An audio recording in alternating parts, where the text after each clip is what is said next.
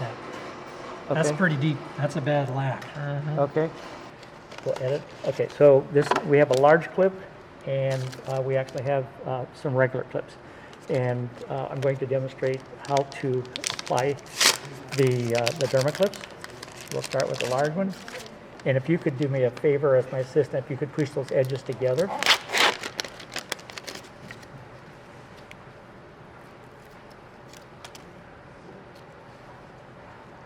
Then I'm going to center it over the laceration. Put a little body heat on there to make it stick.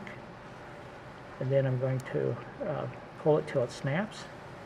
And now we have a very sound, excellent closure. I am going to take a second one. My experience with these has been excellent as far as like duration. Once it's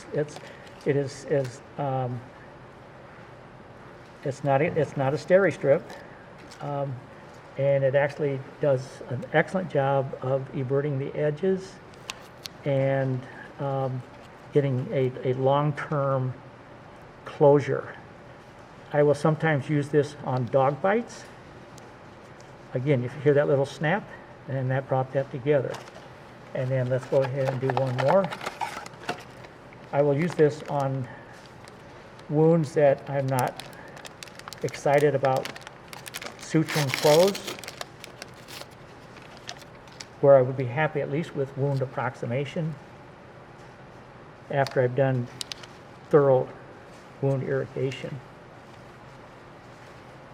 Again, apply a little heat, and then snap it, and you're it. Now, a lot of times what I'll do is I'll just cut the extra plastic there, and I'll tell the patient that when you get in the shower, just wrap it with saran wrap to protect it, to keep it dry. And I've had patients with lacerations down on the feet and elsewhere where it stayed on for a good solid week, and we were successful at closing the wound without sutures and without pain.